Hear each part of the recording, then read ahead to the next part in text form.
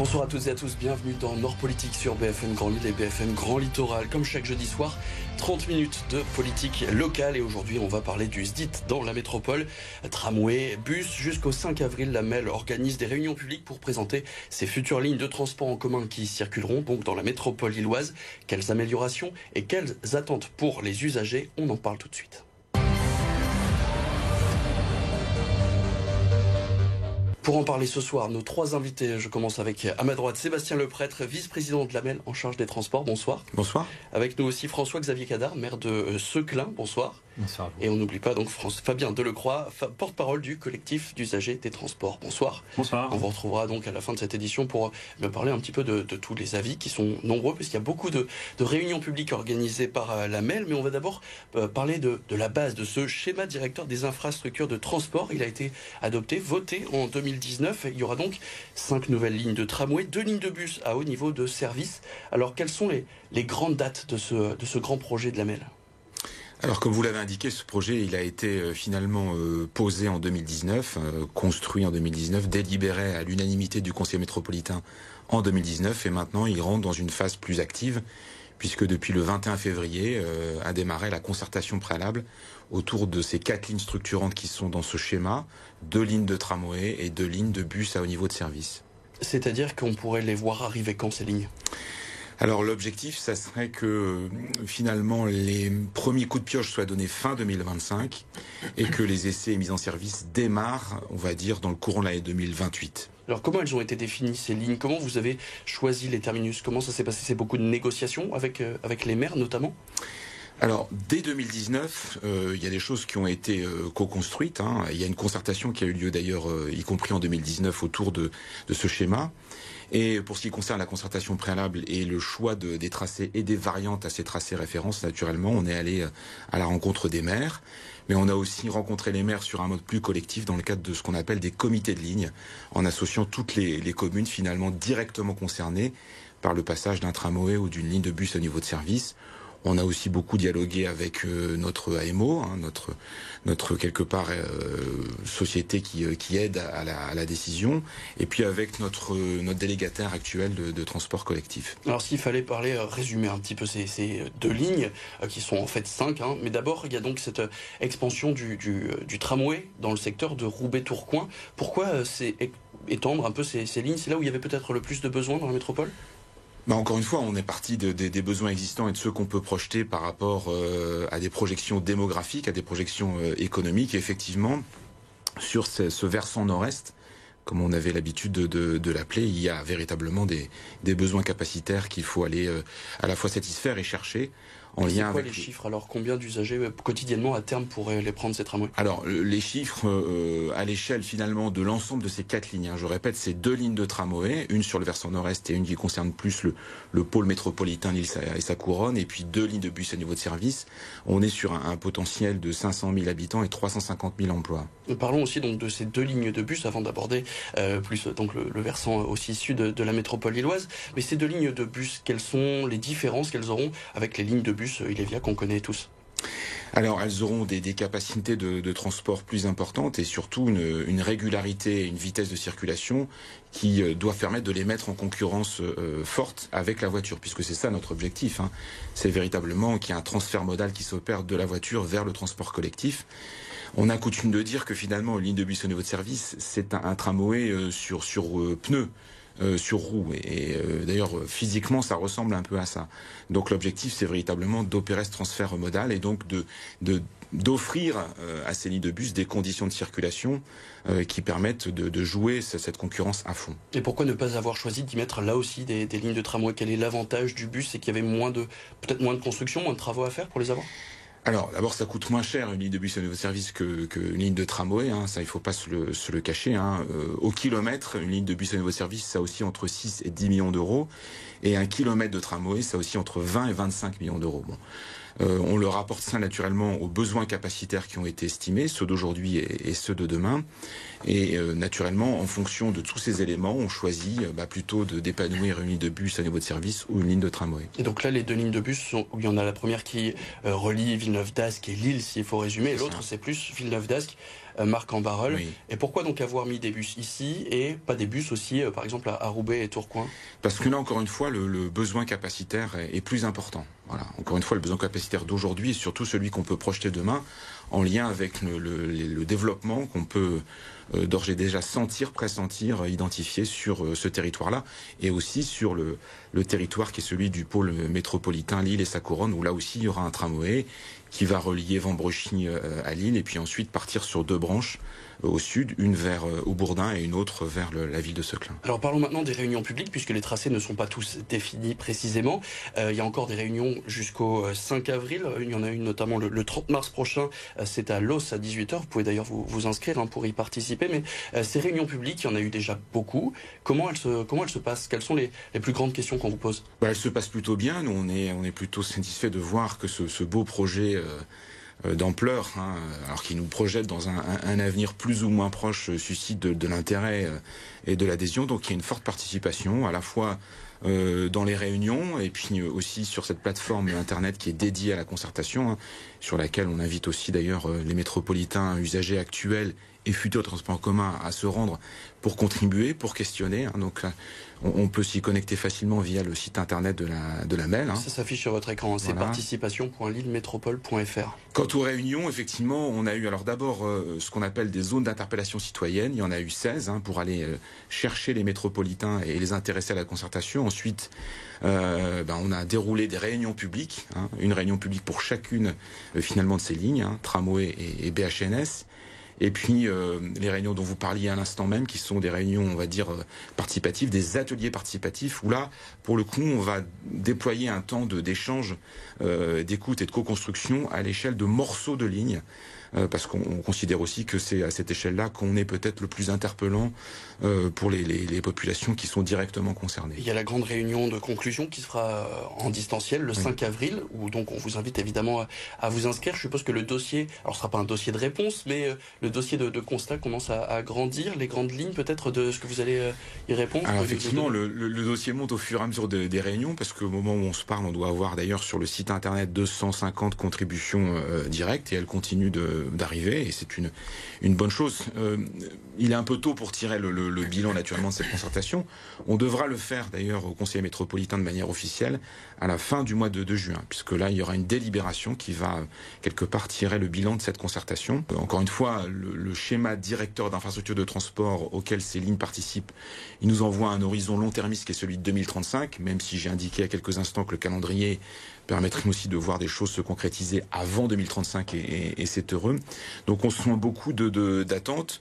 Et puis après de questionnements auxquels il est difficile de répondre maintenant, puisque ce sont souvent des questionnements qui sont liés à des morceaux de lignes. Encore une fois, derrière la concertation préalable, il va y avoir des études complémentaires qui doivent permettre de répondre à ces questions. Et ces questions, elles trouveront des réponses plus concrètes et plus directes encore dans le temps d'enquête publique qui arrivera, lui, pour le coup, plus en 2024-2025. Et on parlera évidemment de ces réunions tout à l'heure dans cette édition avec vous, Fabien Delecroix, porte-parole donc du collectif d'usagers. Mais d'abord, on va parler du versant sud maintenant de la métropole lilloise. Là, quels sont les besoins de ce bassin sud de la métropole lilloise, qu'on peut parler de parents pauvres en termes de transport en commun? Il y a un besoin de liaison avec le cœur de la métropole, et puis il y a certainement une fonction qu'il faut regarder avec beaucoup d'intérêt et d'attention et aussi de vigilance pour quelque part contribuer à arrêter le flux de véhicules qui arrivent pour le coup du sud de la région, pas seulement du sud de la métropole, pour accéder au cœur métropolitain. Ça nous renvoie à la thrombose routière à laquelle nous sommes confrontés, j'allais dire maintenant quasiment quotidiennement. Donc il y a finalement un double enjeu de desserte de cette partie de notre métropole, mais aussi de gestion des flux qui dépassent la métropole et qu'il faut essayer de juguler et d'arrêter le plus à l'amont possible de notre territoire métropolitain. Et les objectifs justement de ces villes au sud de la métropole lilloise, on en parle tout de suite dans la deuxième partie de Nord Politique.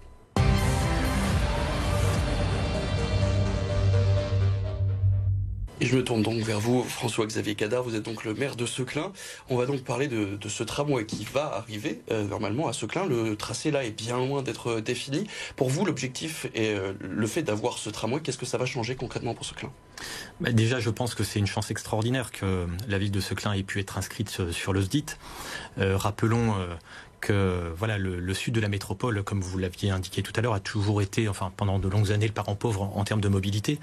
On a pu constater deux phénomènes importants. Une attractivité beaucoup plus forte de la métropole européenne de Lille, qui aujourd'hui rayonne pleinement, et un phénomène d'urbanisation très fort au sud de la métropole. Et ces deux phénomènes ont eu pour conséquence, effectivement, dès lors qu'il n'y avait pas d'outils de mobilité qui étaient mis en face, de nous amener vers une certaine forme de thrombose qui se révèle chaque jour sur l'autoroute A1. Donc il y a un enjeu d'aménagement du territoire, il y a un enjeu de rayonnement pour les villes du sud de la métropole. Voilà, ce sont vraiment les enjeux, et vraiment, c'était important pour le sud de pouvoir offrir une alternative aux véhicules, et le tramway nous offre cette perspective. Aujourd'hui, quand on habite Seclin et qu'on travaille à Lille, quelles solutions on a pour pouvoir se rendre à Lille? Les solutions elles existent, mais elles sont réduites. Vous avez des lignes de train qui desservent la gare de Lille, mais à des heures plutôt le matin, sur le temps du midi et sur le soir. Des lignes de bus également qui permettent effectivement d'accéder à la métropole, mais les temps en tout cas et l'absence de cadencement réel de ces transports font qu'en réalité on n'a pas la même facilité que peuvent retrouver les villes du nord de la métropole pour accéder en cœur de ville. Ce fameux tramway, l'objectif ce serait que combien de personnes puissent le prendre chaque jour? Écoutez, moi j'ai pas forcément un regard par rapport à cela, mais je pense que la métropole est attractive pas que sur des aspects professionnels. Il y a un aspect culturel non négligeable. De nombreux usagers se rendent également pour des raisons scolaires vers le centre-ville. Le rayonnement économique de la métropole nous amène également à cela. Donc si vous voulez, le rayonnement de la métropole dans son ensemble fait que bon nombre d'usagers, et je ne parle pas que de Seclin, je vais vraiment parler de l'ensemble du sud de la métropole, ont à un moment dans la semaine besoin de se rendre en cœur de ville de Lille. Et c'est cela qu'il faut travailler essentiellement, et c'est ce sur quoi actuellement nous n'avons pas de dispositif de mobilité nous permettant de pouvoir être une alternative efficace à la voiture. Parce que vous êtes donc une porte d'entrée de la métropole lilloise, notamment pour toutes les personnes du bassin minier. Est-ce que vous ne craignez pas le fait d'avoir donc ce terminus qui arrive dans Seclin, que vous ne deveniez un espèce de grand parking pour toutes ces personnes qui se rendent et qui veulent éviter notamment l'autoroute 1? La question du terminus est effectivement fondamentale. Entre un terminus qui se situerait en cœur de ville et qui nous amènerait donc un flux de circulation en cœur de ville et un terminus qui se situerait en sortie de ville, les enjeux ne sont pas les mêmes. Moi, en tout cas, au stade effectivement de la concertation et des discussions que nous avons avec la MEL de façon régulière, je milite en tout cas pour que ce terminus se fasse davantage en sortie de ville, pour tout à la fois desservir la ville de Seclin en intramuros, mais aussi permettre aux usagers du Pével, du Carambeau, d'avoir un accès facilité au transport en commun sans devoir emprunter les rues étroites et magnifiques de la belle ville de Seclin. Là, les grandes dates de ce schéma, quand est-ce que vous devez rendre le tracé à la MEL? C'est comme ça que ça fonctionne? C'est donc on vient vous voir avec le tracé définitif, ou c'est vous qui allez plutôt... Encore une fois, nous on est allé voir les communes, on a eu beaucoup de réunions comme ça en direct avec les élus, les représentants des communes, les maires. Et puis on a travaillé, je l'ai dit il y a quelques instants, à l'échelle des différentes lignes. Il y a cette concertation préalable qui se déroule jusqu'au 5 avril. L'idée, c'est aussi de recueillir l'avis des usagers, encore une fois, les actuels usagers, les futurs usagers. On va tirer le bilan de tout ça, et puis dans les études techniques qui vont devoir se déployer à l'issue de la concertation préalable, il sera temps d'affiner, de préciser les choses pour arrêter effectivement un tracé qui ne sera plus le tracé référence, mais le tracé choisi pour le coup, puisqu'encore une fois, au moment où on se parle, et c'est le cas sur la ville de Seclin, il y a des variantes qui sont mises au débat. Hier, on était sur la commune de Wattignies, dans le cadre de cet atelier participatif qui s'y déployait pour regarder avec des usagers qu'est-ce qui était le plus pertinent, emprunter le tracé de la zone industrielle ou pas. Là-dessus, il y a plusieurs options qui se sont ouvertes et qui ne sont pas tranchées au moment où on se parle. Et ce sera donc à qui de trancher définitivement? C'est la MEL ou c'est la mairie qui... Les choses se font dans un dialogue qui est vraiment un dialogue extrêmement nourri entre la MEL d'un côté et les communes de l'autre. Mais si on est quelque part obligé de mener cette concertation préalable puisque ça relève de la loi, on le fait avec beaucoup de volontarisme. On ne le fait pas comme on accomplirait une figure quelque part seulement imposée. Dire aussi d'ailleurs qu'à l'issue de la concertation préalable, on souhaite poursuivre la concertation avec les usagers pour que ce SDIT, qui est un acronyme un peu barbare, qui n'est connu que finalement que des sachants, il puisse aussi rentrer un petit peu dans le quotidien des gens et qu'ils puissent mieux se l'approprier pour deviner le dessin et participer de ces futures lignes. On rappelle donc que le SDIT, c'est le schéma directeur des infrastructures de transport. Avant de revenir évidemment sur ces négociations qui se multiplient avec les usagers, un dernier mot sur le territoire de Seclin qui pourrait donc devenir beaucoup plus attractif grâce à cette ligne de transport en commun. Oui, Seclin, le territoire du sud métropolitain est déjà un territoire très attractif. On voit effectivement que la zone commerciale, par exemple, de Seclin est particulièrement sollicitée et l'absence de transport cadencé est un frein justement au développement de secteurs aussi importants que celui-ci. Donc oui, l'offre de transport nouvelle par une fréquence et un cadencement qui permettent aux travailleurs de pouvoir accéder de façon plus facilitée vers ces zones d'activité ne pourra en tout cas qu'avoir un effet positif pour l'ensemble de ces zones, pour les travailleurs qui s'y rendent chaque jour, mais pour le développement en tout cas du sud de la métropole. Ça pourrait pas avoir d'autres effets comme par exemple la hausse du prix de l'immobilier ? Écoutez, je ne pense pas qu'il faille voir une corrélation automatique entre développement du transport et augmentation du prix de l'immobilier. Alors, toute proportion gardée, il n'y a qu'à constater le prix de l'immobilier dans le Vieux-Lille, qui n'est dépourvu de transport en commun cadencé que de façon réduite. Donc, je pense que le territoire sud métropolitain est déjà un territoire très attractif en soi, ce qui fait qu'effectivement, on a des prix au mètre carré qui sont déjà très importants, aussi importants que d'autres villes. Je pense que le déploiement, en tout cas, d'outils de mobilité plus efficaces ne seront, en tout cas, ne viendront qu'en accompagnement d'une attractivité qui existe déjà, sans que pour autant il y ait une explosion de l'immobilier. Et que pensent les Seclinois ? Est-ce qu'ils ont un choix préférentiel ? Est-ce que vous savez s'il y a un schéma, un trajet qui est privilégié ? Sur le tracé, non, je ne pense pas qu'il y ait un choix prédéterminé. Je pense qu'on rentre dans une logique effectivement de concertation où chacun doit apporter ses arguments et convaincre de l'opportunité d'un tracé plutôt qu'un autre. Moi, je serais particulièrement vigilant en tout cas sur le fait d'éviter de défigurer la ville. On a un cœur de ville qui est très attractif d'un point de vue commercial et j'emploie en tout cas des politiques qui vont en ce sens également.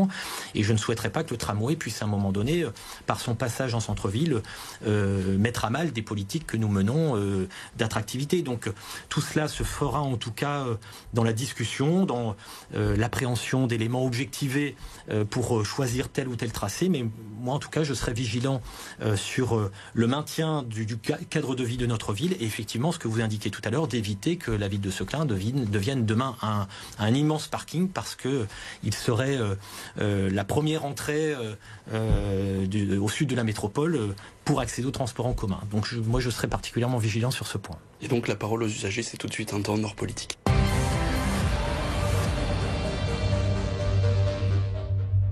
Et c'est donc avec vous, Fabien Delecroix, porte-parole du collectif d'usagers des transports. Vous avez notamment publié ce tweet hier. Il y a eu beaucoup de réactions demandant l'avis justement des usagers. Alors on ne va pas parler de la qualité des transports à l'actuel. On est vraiment là pour parler de ce plan, de ce schéma de développement des transports. La première réaction, celle qui a été le plus publiée, c'était quoi ?